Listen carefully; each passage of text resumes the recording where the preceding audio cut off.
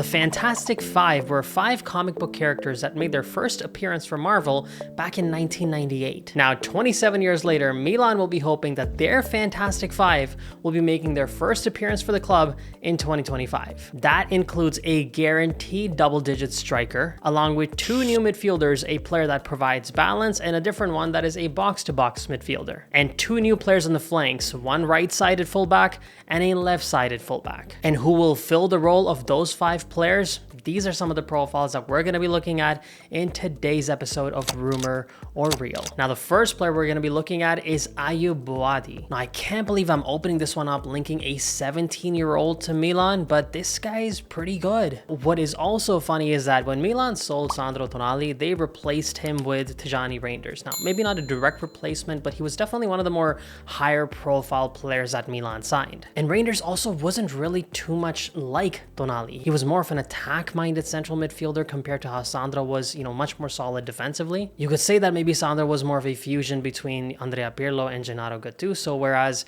Tijjani Reijnders more felt like he leaned towards that Kaká side. Much more creative, especially when he got his ability to be able to finish last season. So it's funny that we replaced Sandro Tonali with a player like Reijnders, very different from him, and now we're looking at a profile like Ayyoub Bouaddi, who is nothing like Reijnders. If anything, he's a bit more like Tonali, with his defensive presence at least. Playing more of that holding midfielder role, and if he is defending and you even remotely get in his range, he's going to dispossess the ball off of you. You know what they say about crocodiles, that, whatever the length of the crocodile is, that's how far you're supposed to be. If it's 10 feet long, you should stay about 10 feet away because they can snap so quick.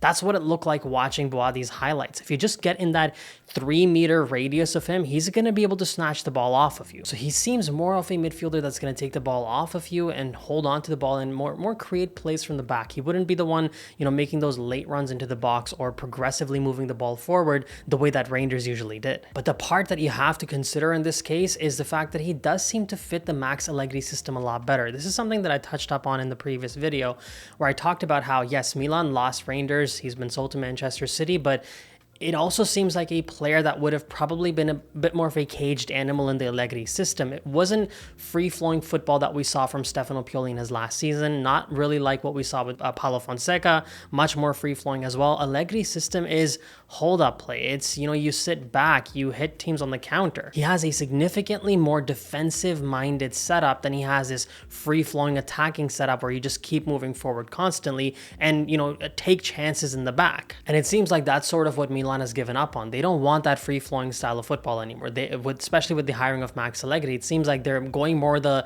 direction of, hey, we just want results. We want 3 points. We want to be defensively solid, not give up as many goals as we've been giving up over the past 2 seasons, and just pick up 3 points. It doesn't matter if we play pretty football, entertaining football, or a style of football that is much more defensive focused, but scrapes away the results at the end of the day. So I think Ayyoub is more of a player that is maybe more so in line, less so with Reijnders, more so in line with somebody like Adrien Rabiot, who's also been linked to Milan, maybe Samuel Ricci as well, who's been linked to Milan as well. He's a player you would assume would fit well in Max's system, but it's also a profile that has some serious challenges. I think the number one challenge with him is the fact that he's 17 years old. He only really has 2 good seasons that he's played with Lille. So there's a serious lack of experience that comes with this player. So do you really want to thrust him into the limelight of playing for Milan at the San Siro in Serie A? Is that going to be too big a jump for the player? That's definitely a point you have to consider. But you also have to consider some of the price tags that he's been,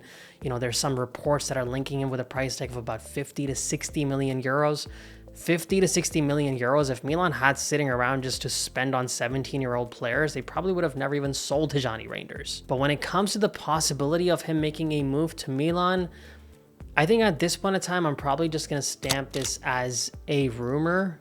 I just don't see Milan spending that much money on a 17-year-old, really. Which brings us to the profile of Ardon Jashari. This is a player that is hot right now when it comes to Milan fans. This is the only player that everybody seems to be wanting to discuss. And now, in contrast to the Ayyoub Bouaddi profile, the Sandro Tonali profile, this guy seems to be a little bit more, to me, in line with Tijjani Reijnders.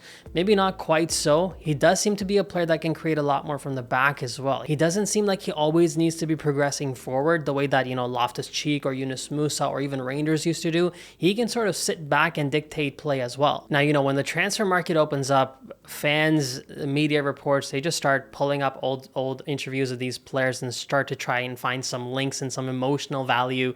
The picture of Luka Modric in a Milan shirt and, making that move. Now, certain links are also being made with Ardon Jashari as well. In an interview before Club Brugge came to play against Milan in the Champions League, he was asked about his Swiss teammate in Noah Okafor, and he said he played for a great club. And now people are latching on to that he already finds Milan a great club, so he probably wants to come play here. And in his case, you could say that there's something maybe even more that happened. So he came out himself and talked about how back in 2011, 2012, he did come to the San Siro to watch Milan play against Barcelona. He revealed that he was sitting in the third tier, came with his mother. I believe at that point in time, he was maybe 8 or 9 years old. So when he came to the San Siro playing for Club Brugge against Milan, and he was standing underneath the Curva Sud, he said, I looked at that black wall, and I was thinking about my mom, and I was thinking about how we came here, 10, 13 years ago and watched a game, and now I'm playing in that very stadium. So there certainly seems to be some type of an emotional connection that this player has. Keep in mind, he also lives in Switzerland now. Where he comes from, I think, is a little bit farther out, but there are a lot of fans from Switzerland that even just drive to Milan to watch a game at the San Siro and just drive back. When I was in Milan, maybe not last time, but the time before that, there were so many people, the hostel that I was staying at, there were so many people that had driven in just from Lugano or like certain parts of Switzerland to just watch a Milan game, and the next morning they would just drive off. So there's definitely some type of an emotional connection that I guess you could say has been established. Now, when it comes to his price tag, that's where things get interesting. Now, there are some reports that are saying that Club Brugge want around 40 million euros and Milan want to get the deal done around 35 million euros. Now, these numbers seem very similar to what Milan had with CDK. Charles de Ketelaere, who was also with Club Brugge, and Milan really pushed that negotiation between Maldini and the Club Brugge executives was tiring. It lasted a long time, and Club Brugge did not bend over backwards. The way that Milan's dealing with Chelsea for Maignan and other clubs for Theo Hernandez, Club Brugge dealt like that with Charles de Ketelaere's situation. Eventually, he was pretty much signed at the terms that the Belgian club wanted, so I don't think this is going to be any different. They reportedly want 40 million for him, and there's a very good chance the figure's going to have to be somewhere very close to that. The thing that I would want to point out about him, just like when talking about Ayyoub Bouaddi, I think with Ardon Jashari is also we have to talk about that he plays in the Belgian league, first of all. So the competition there is very different. Secondly, if you watch his evaluation, his value last just about a year ago was 6 million euros. Today, his value stands at about 30 to 35 million euros, and that's mostly because of a very good season. So now we're looking at a profile that had one good season. Now, smart clubs with good scouting systems will catch those players and snap them up right away. So this could be that situation. At the end of the day, Milan has shown one thing for sure, that their scouting department is fairly decent. So if a club like Milan were to wait for this player to, prove himself over another season and another, now you're suddenly going to be competing with top Premier League clubs, and his evaluation is going to go from 35 million to maybe 50 to 60 million euros. So in terms of the evaluation, we're going to have to wait to see what happens, but this does seem like a really good profile, to be honest. He seems to be a lot more like that Ismail Benacer ilk because he also plays with his left foot.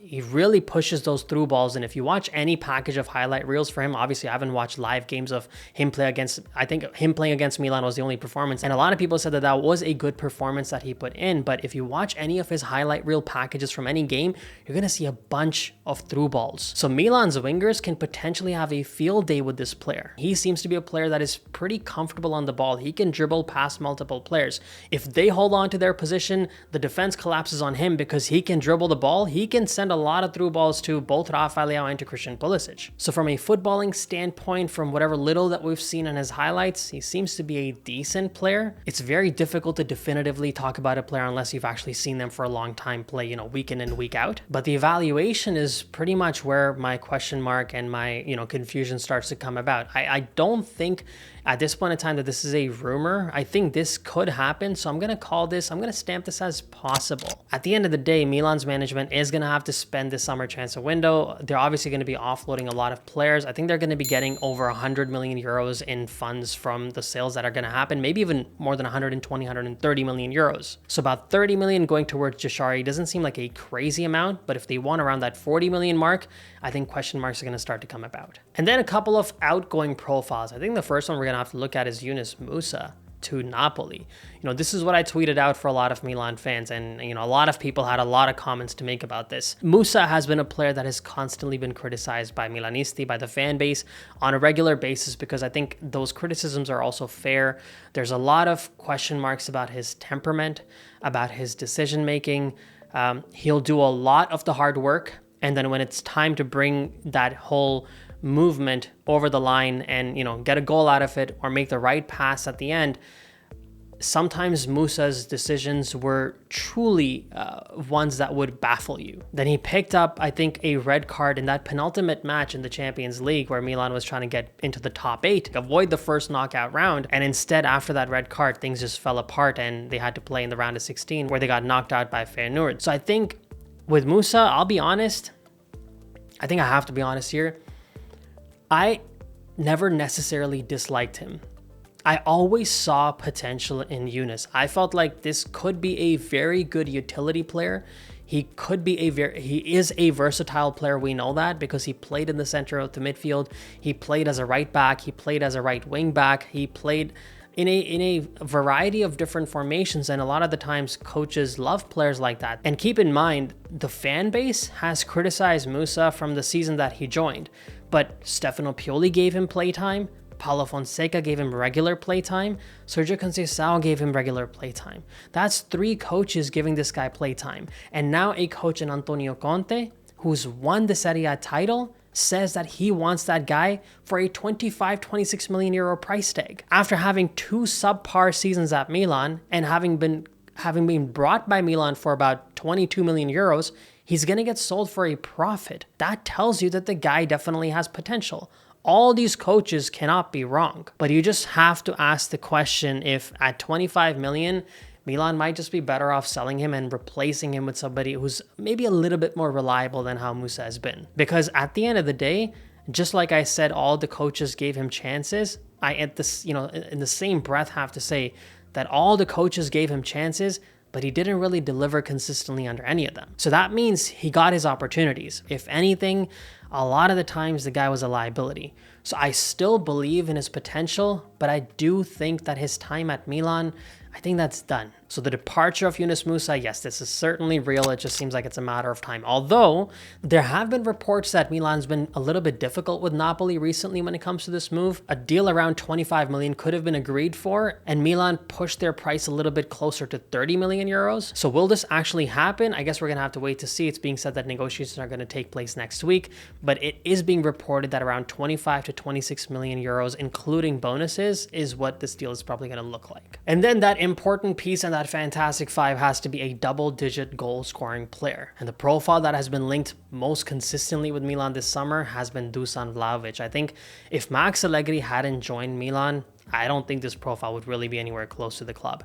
I think this is heavily being orchestrated by Max, and I think it is a good opportunity. If you look at what is going on with Vlahovic, his time at Juventus has been up and down, mostly down, you'd have to say. But this is unquestionably a player with a significant amount of potential. He has a wealth of experience playing in Serie A. He's played in the Champions League. So this is a player that, if in the right system, with the right form, could give you double-digit goals. He's also part of a Max Allegri system that he was used to. Last season was probably his worst season, and that's when Thiago Motta took over Juventus. You can see there he hasn't quite hit the level that, you would have hoped, and when he did grow and, score a bunch of goals in the 2023-24 season, you would have hoped that maybe 2024-25 would be even better for him. Seeing what Thiago Motta was able to bring out of a player like Xerxes, a lot of people felt like, hey, maybe Vlahovic would take next steps too, but if anything, he dropped down. But it doesn't change the fact that he can score goals. He has an expiring contract in 2026. That means his price tag is also not going to be very high. He's in his final contract year. Juventus probably doesn't want to lose him for free next season. There have been reports that official communication and contacts between Milan and Juventus have apparently been opened up now. I do believe that a conversation between Max Allegri and Vlahovic is probably almost certainly already happened. I don't think Milan would be investing this much time into the player if the coach hadn't already reached out to the player and said, hey, are you open to playing playing for me? And he probably said, yeah, I would be open to it. The one roadblock that he could say is the confirmation of Igor Tudor as the coach of Juventus. I think he signed a contract till 2027. Now that coach might look at him and say, hey, I don't want to let him go. I want to keep him. I want to play him. So the buying price is going to be a challenge for Milan. It's probably going to be between that 20 to 30 million euro mark. But I think the bigger challenge that everybody already knows and talks about is his salary. His salary for his last 2 seasons with Juventus is 10.5 million euros net. That is a salary that I don't remember the last time Milan paid any player, if they've even paid that. So obviously he's going to have to take a massive cut on his wages. And at the same time, you know, guys, think about it. He only has 1 year left on his contract. That means next season he can, you know, Milan could propose to him the idea that, hey, can you take about 5 million euros? And he might say, hey, you know what? I only have 1 season left at Juventus. The coach wants me, so maybe he'll play me. I'll make 10.5 million euros. Next season, I'm going to be a free agent. I'll join Milan then. So I guess at this point in time, we're just going to have to wait to see how this thing unfolds. I do think Milan's interest in Vlahovic is real. Does this deal actually happen or not? Well, I guess it's possible. Which brings us to the profile of Milan's former coach, Sergio Conceicao's son, Francisco Conceicao. Now, this would be, I gotta say, an awkward deal if it does happen. Hey, we fired your dad, but do you want to come here? But this is something that is being reported, that the player was actually pitched to Milan by his entourage. So it is a little bit interesting to see what happened with Conceicao during his time at Juventus. He joined the club last season on a paid loan. I believe Juventus paid around, was it 2 million euros for him? I think they paid 7 million euros for him, and then in addition they paid another 2 million euros. So when Conceicao joined Juventus, he was almost an instant hit. Under that Thiago Motta system, he really thrived. He did have more challenges during the second half when he was playing under Igor Tudor. It was being said that the coach wasn't able to utilize him the same way that Thiago Motta was being able to, and he wasn't getting the same out of the player either. But as time progressed, it is said that, you know, the player did improve. But the issue that Juventus now has with Porto is that it was initially a dry loan for, I guess, 9 million euros. But now apparently to purchase the player outright, they're being asked to pay 30 million euros. So now what is being said is that Juventus is not interested in paying that price. Igor Tudor has been confirmed as the coach till 2027. That means Conceicao will be playing under him. So if a coach hasn't been able to get the best out of this player, is this a player now you want to spend 30 million euros on?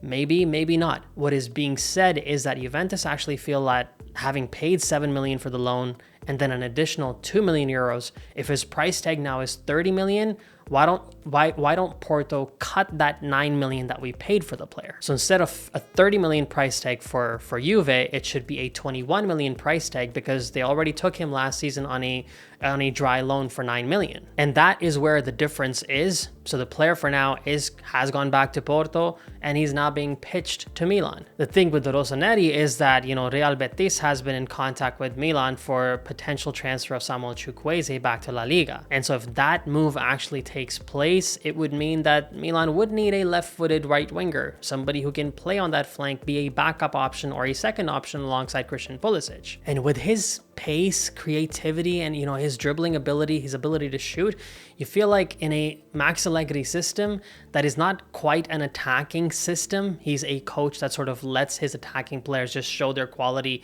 move up there and show their skill set, he probably would do fairly well under him. But the same question would once again be asked for Milan then. How much are they willing to pay for this player? Because keep in mind, the Fantastic Five for Milan was supposed to have a striker, 2 midfielders, and a left back and a right back. It's not really supposed to have a right winger in there. So will Milan spend, you know, 30 million plus for Jashari, 30 million potentially close to for Vlahovic, another 30 million for Conceicao? We still haven't even talked about the right back and the left back. They'll probably cost another 25-30 million euros. Is Milan really going to be spending that much money this summer transfer window? I guess that's the question that we have to ask. For now, the Conceicao move to Milan, I'm going to stamp this as, well, if Chukwueze is going to leave, then I'm going to stamp this as possible. But I think it is heavily contingent on the move of Samuel Chukwueze exiting Milan. Well, there you have it, Milan AC. Those are some of the profiles we want to take a look at today. I mean, there's a lot of players that Milan has been linked with. I think there was one article out there that said that 40 profiles have been linked to the club. So